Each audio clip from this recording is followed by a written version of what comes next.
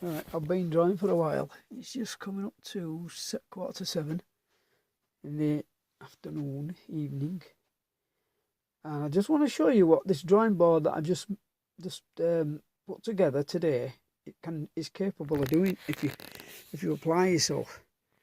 So this is the side layout of that unit. It's this looking in there, and there's all the details apart from the top of that thing there. Right, so what we got all the vertical important dimensions there, all on those levels. There's all the vertical levels there. All the calculations have been done, put on. Anything that's absolutely required to put in. So I've worked out some things and got some ideas from just doing this drawing. All the mechanisms, everything's in.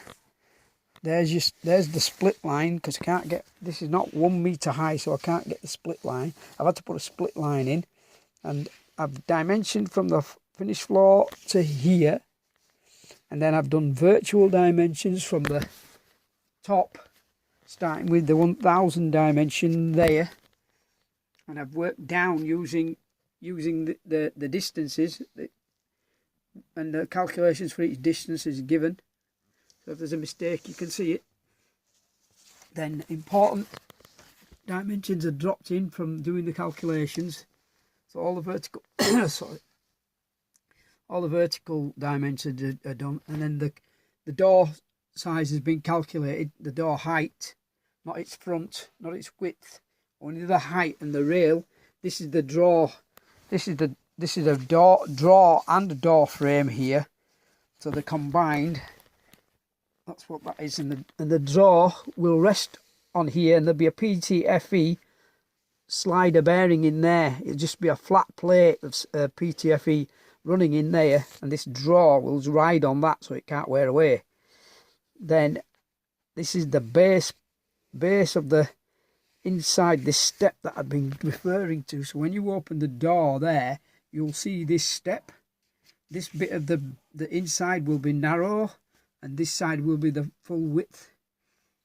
Then that frame will be there. There'll be a distance from there to there, underside of the frame, which will give you the capacity of this portion.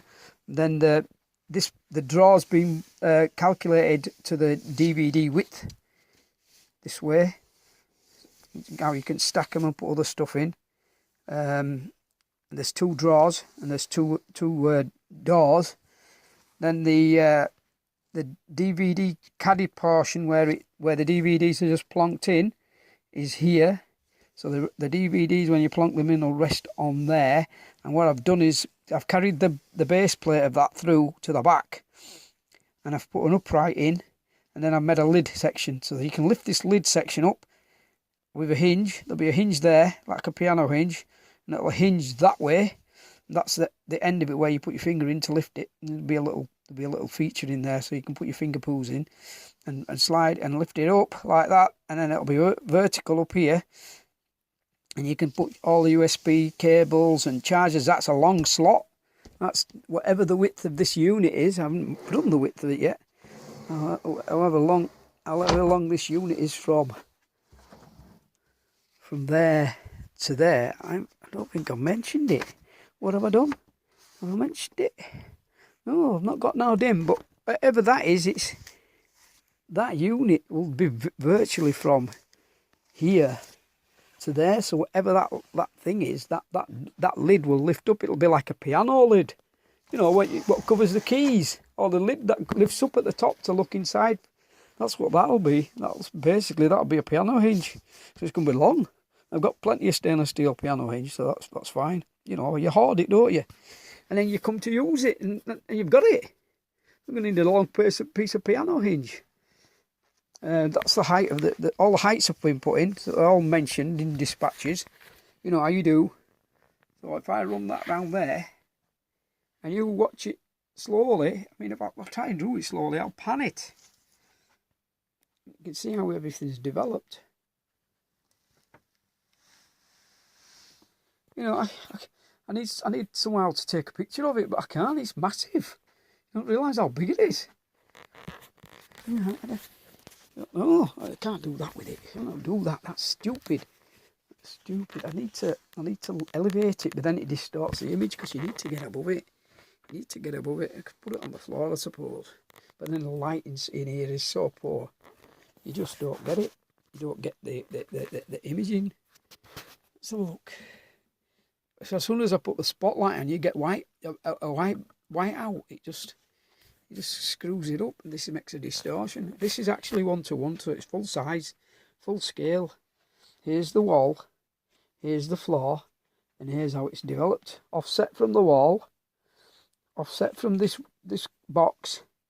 That dimension that I thought I'd screwed up, I hadn't. It was correct. It was the back of the outrigger where the caster sticks out.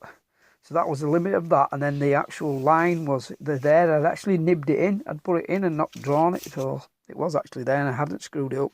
So what you're looking at is that line there, which is this one, and then you're looking at this line here, which is the outrigger, which is this one, and then the casters are shown. The casters are shown to the limits, like that, so you can see where the limit points are. This width. They're both drawn like that because that's the important dimension. You don't want, you don't want these things sticking out. When they're that way around, they're inside.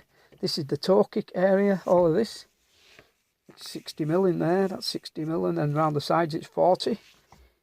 That's that distance, and this distance. So from here, from that. Oh, and I'll tell you what else I've done. I've been busy. Because I've got these dimensions being put in, I've managed to get the plate height, lengths and where things end. So this piece here, this one, is that one. And that one there is the back one there. And it's also, what is it? What else is it? It's the distance between there and there. So that's the distance between there and there. Sorry, is it? Sorry, top of the upstand. That's there. There, top of that. Yeah, top of that. So it'll come from the back, from there, and it'll sit on this one at the end. That's right. It's drawn there. Then I haven't drawn the dot. That I need to draw the draw. I need to do the draw dimensions, which I haven't done. This is wearing away now. So what I need to do is I need to develop this section, and then from there I'll come back 10 millimeters, 18 millimeters there, 18 millimeters there to get the door overhang, and then there'll be a stile in the middle coming up, and that'll run all the way to the top from here. So there'll be a stile in there. I haven't drawn it, but it'll run from there to there, and then from there to there, which will then support all these plates. It'll support these plates, and it'll also be the boundary in the middle for the door. It's just be the middle stile in between the drawers and the doors. Because the drawers are not going to be circular, they're not going to have that profile on them, they're going to be offset away from there. You need to be able to have that offset so that if you come around that corner you don't clip the door, and I'll probably round them as well. I'll probably put some rounding into them. But then they'll be on Blum hinges, so I need to put the Blum plate in. That's what that 18mm plate will be. It'll go back like this, so that the Blum hinge can be mounted on each side. You need to have that plate in. I'll show you some. I'll do some pictures. I'll give you some idea because I've got cupboards and units already made with them in.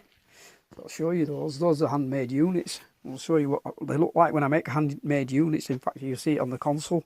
I'm not showing it for the console upstairs. The one that's the built-in one that I've already posted. This is now 9 minutes. I'm hoping that's covered it all. I'm going to post this right now. We're on the something of September. So I'll end this one here. I'll just zoom back, and we're done.